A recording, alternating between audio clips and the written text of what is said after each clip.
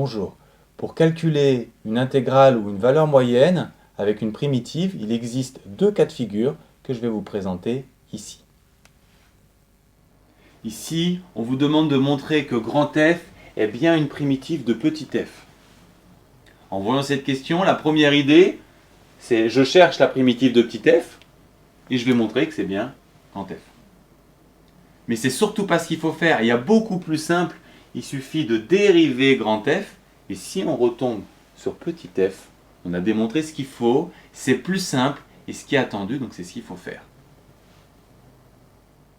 On doit dériver grand F. On commence par observer sa forme globale. C'est une différence. Et ce qui est intéressant, c'est de mettre en évidence le produit, comme on a vu dans les vidéos de dérivée. Ensuite, on explicite U et V. On calcule les dérivés associés, puis ensuite il nous reste juste à faire le calcul de dérivée.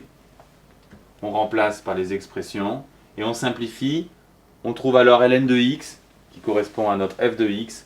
Il ne nous reste plus qu'à conclure quand f est bien une primitive de petit f. Ensuite, on vous demande une intégrale de la fonction f sur l'intervalle 1e. Ça s'écrit comme ceci.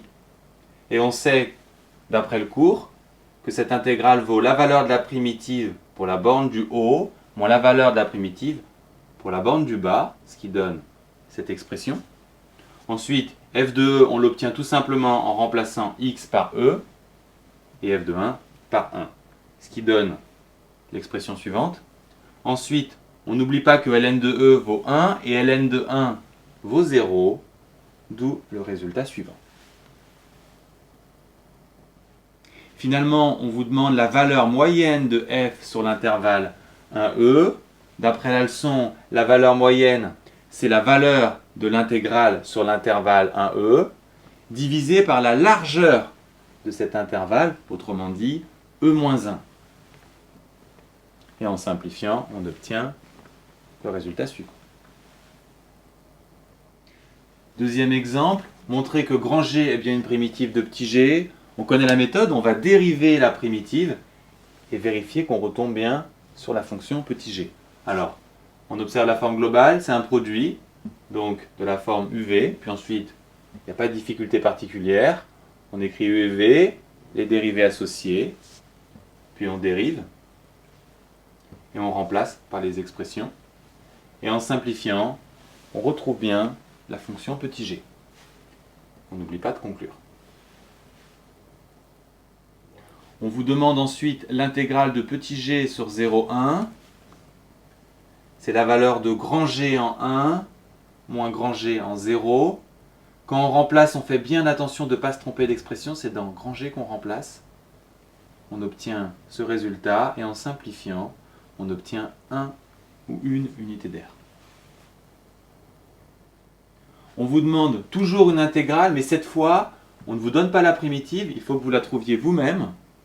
Donc on observe la fonction, c'est une somme, donc on va travailler terme par terme. La primitive de x3, c'est x4 sur 4. La primitive de x, c'est x carré sur 2. Et la primitive de 1, c'est x, d'où la primitive suivante.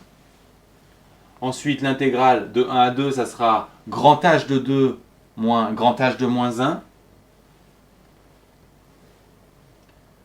On remplace dans l'expression qu'on vient de trouver de grand H. On va ensuite tranquillement simplifier en mettant au même dénominateur pour obtenir 21 quarts d'unité d'air. Alors notez bien que dans la primitive, il est inutile de rajouter les constantes car elles disparaîtront de toute façon quand vous faites la différence. L'objectif ici est de trouver la valeur moyenne d'une fonction sur l'intervalle 0,2 et on va commencer par chercher sa primitive. On observe, c'est une somme, donc on va travailler terme par terme. La primitive de x carré est évidente, c'est x³ sur 3. Maintenant, primitive de e de x sur 2. Pour les exponentielles, on l'a vu, le plus efficace, c'est de travailler par tâtonnement. Quelle est la dérivée de e de x sur 2 1 demi de e de x sur 2. Pour compenser, il suffit de multiplier par 2, d'où la primitive, et inutile d'indiquer les constantes. On l'a vu.